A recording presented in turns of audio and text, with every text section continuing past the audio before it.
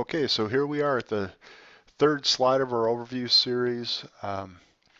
This slide basically begins with what's called the Millennium, or the 1,000-year reign of Christ on earth.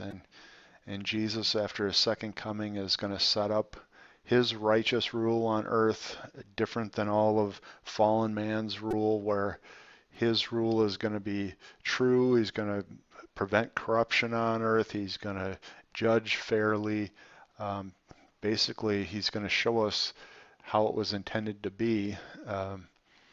And this is going to begin actually with the people that were on earth that made it through all the trials and tribulations from that prior slide are going to be separated. The non-Jewish people get separated in what's called the sheep and goat judgment, where Jesus separates believer from unbeliever. And the Jewish people, they're actually going to be separated between believer and non-believer in Jesus at that point too. And that's in the Old Testament's passage. It relates to the Jewish people being passed under the rod, just like in a sheepfold when the sheep are coming out, they get passed under the rod of the shepherd and sorted. It's the same principle. So the millennium is going to start with only people that had put their faith in Christ, that survived that 7-year tribulation period. So you can imagine, in terms of current population today, this is going to be a very small percentage of the people that exist on earth today. The second group of people that are going to be here, or they're going to be involved here, are the church from way back in the first slide that got brought up into heaven. We return now with Christ. The church was considered Christ's bride, so in the sense we're his, and when he returns to earth, we're also going to return to earth. And I'm going to start this slide up here with the New Jerusalem. There's probably a little bit of controversy if you're a student of the Bible. A lot of people wouldn't put New Jerusalem this early in the 1,000-year reign. Right at the beginning is where I have it. But when we study these passages in depth, you'll see how this makes a lot of sense. It's the home for the church when we're brought up into heaven. And why would Jesus return to earth with his bride and not have their home with them? So New Jerusalem is the heavenly home for the church, and it's going to return to earth when Jesus returns to earth.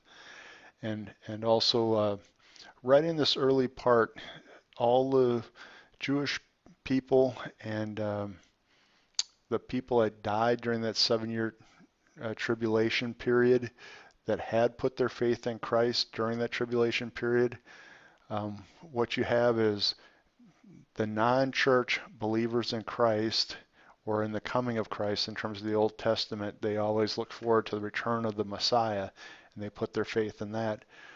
They get resurrected right before this 1,000 years gets kicked off. And so we've got these groups of people, whether it's the church returning with Jesus and their home, the New Jerusalem, whether it's people that had put their faith in Christ at some point outside of the church age, or the people that made it living through all that trial and tribulation period and made it through those 7 years.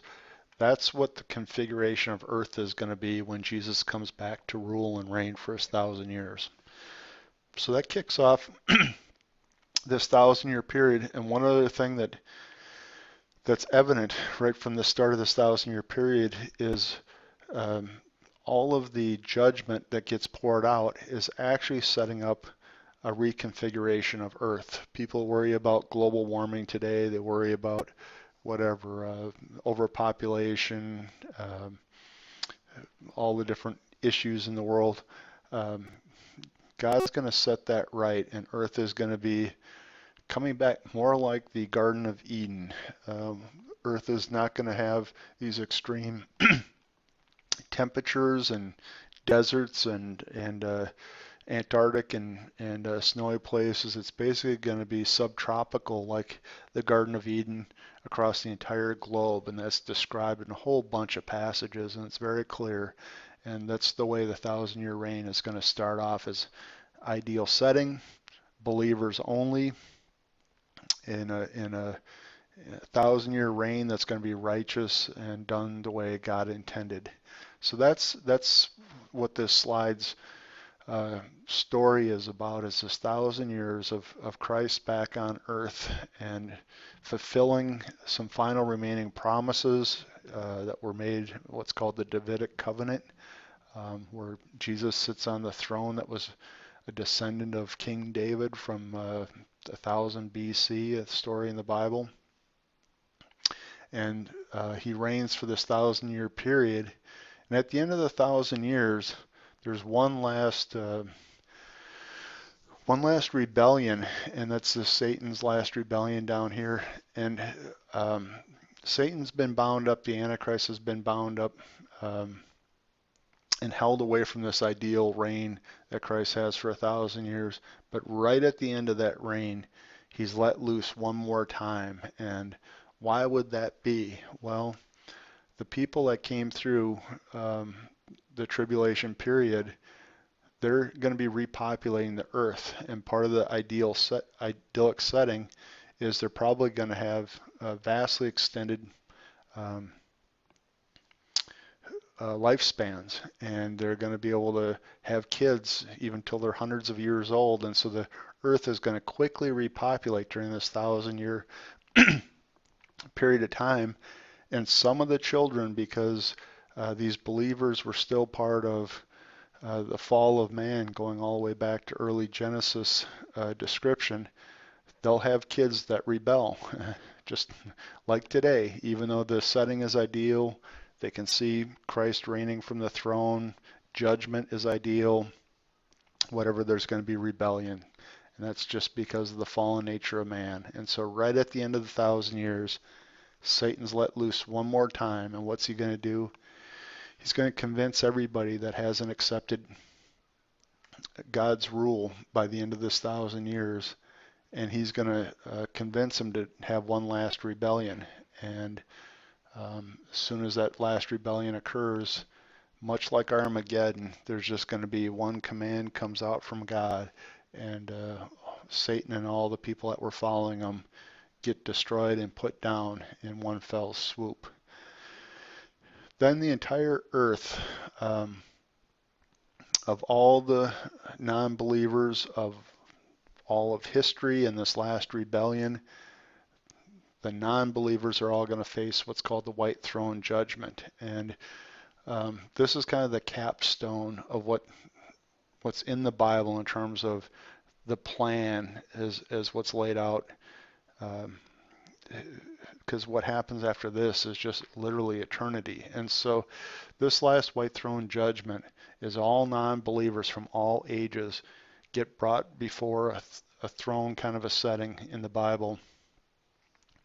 And instead of having the righteousness that is given to the believers based on Christ's death on the cross, the only thing that these people have are whatever good works and righteousness that they thought that they had generated during their time living on earth. And the Bible is really clear that no person was righteous in God's eyes. You literally would have had to have been perfect like Christ to meet the bar. And so what the white throne judgment about is each person individually being held to account for what they did during their time on earth without Christ's righteousness atoning for all of their sin. And so it's going to be a telling of all the sinful thoughts, of all the sinful activities, and a judgment poured out on each person individually based on what they've done. And so it's a very horrific end, but that's the capstone that brings everything into eternal state after that. So that kind of wraps up the span of the last days setting in the Bible in this overview series. I hope at least it gives you some framework then to think about what are all the last days events and what are people talking about. The next series is going to go back and take a look at specific passages within these 3 slides and show how the passages relate to the events that are being described. So thanks for sticking with me so far.